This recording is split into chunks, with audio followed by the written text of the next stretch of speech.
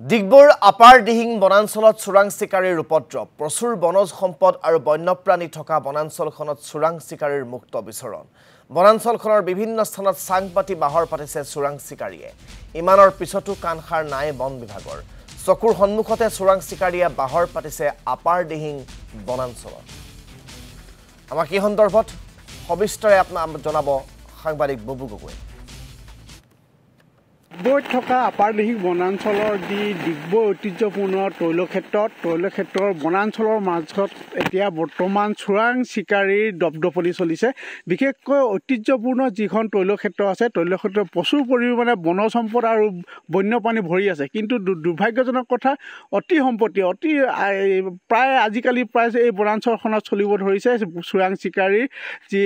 বন্যপ্ৰাণী ধ্বংসযজ্ঞ আৰম্ভ হৈছে বিশেষকৈ এটা দৃশ্য দেখাবলৈ মই কেনেবাকৈ অনুৰোধ জনাম এই গছজোপাৰ ওপৰত এখন চাং আছে বিশেষ চাং যিখন চাঙৰ চোৰাং চিকাৰী ইয়াত অৱস্থান কৰি আচলতে ইয়াত থকা জীৱ জন্তু যিবোৰ আহে জীৱ জন্তু ইয়াত হত্যা কৰে আৰু তাৰ মাংস মুকলি বজাৰত বিক্ৰী কৰে আমাৰ লগত আছে এগৰাকী প্ৰকৃতিপ্ৰেমী যুৱক পাইছোঁ ফাৰুক আলী কি ক'ব দাদা চোৰাং চিকাৰী চলি আছে এনেকুৱা আমি আগতো শুনিবলৈ পাইছোঁ যে চাং বনাই চিকাৰ কৰে কিন্তু এতিয়া কেইদিনমান আগৰ পৰা মই ইয়াত সোমাইছোঁ আৰু যিহেতু দেখিবলৈ পাইছোঁ আপোনালোকেও আহি দেখিছে এনেকৈ চাং পাতি পিনে আৰু এইখিনি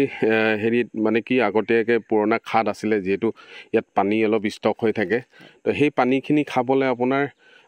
সৰ পহু যি ডাঙৰ পহুবিলাক আহে আৰু বিশেষকৈ তেওঁলোকে সৰ পহুখিনিক চিকাৰ কৰে আৰু চিকাৰ কৰি সেই মাংসখিনি হয়তো টাউনৰ বহুতো বিশেষ মানুহসকল আছে তেওঁলোককো বিক্ৰী কৰে আৰু তেওঁলোকৰ কিছুমান ফিক্স কাষ্টমাৰ আছে তেওঁলোকক লৈ গৈ দিয়ে এনেকুৱা চাং এখনে আৰু ক'ত পোৱা যায় এনেকুৱা চাং আপুনি হাবিখনত বিচাৰিলে বহুত পাব এতিয়া আমাৰ চকুত পৰা হেৰিতো দুখনে আমি পাইছোঁ বাকী আৰু হ'ব লাগে নিশ্চিতভাৱে এনেধৰণৰ চাং আচলতে বন্যপ্ৰাণী হত্যা কৰিবলৈ বা চোৰাং চিকাৰী বন্যপ্ৰাণী হত্যা কৰিবলৈ বিভিন্ন ধৰণৰ চাং আছে যিহেতু এনেধৰণৰ চাঙৰ কাষতে যিহেতু বিভিন্ন ধৰণৰ পানী বা জীৱ জন্তু খাবলৈ আহে বিশেষকৈ এনেধৰণৰ যিখন পানী আছে বা ইয়াৰ যিখন অইলৰ পুৰণি খাদ আছে খাদত পানী খাবলৈ জীৱ জন্তু আহে আৰু এই কাষতে চাং সাজি চোৰাং চিকাৰী অতি কৌশলে জীৱ জন্তু হত্যা কৰি আহিছে এজন স্থানীয় যুৱক পাইছোঁ কি চোৰাং চিকাৰী চলি আছে আচলতে যে এই যিটো ডিগবৈ আপাৰ দিহিং বনাঞ্চল ইয়াত আজি আমি আহি দেখিছোঁ যে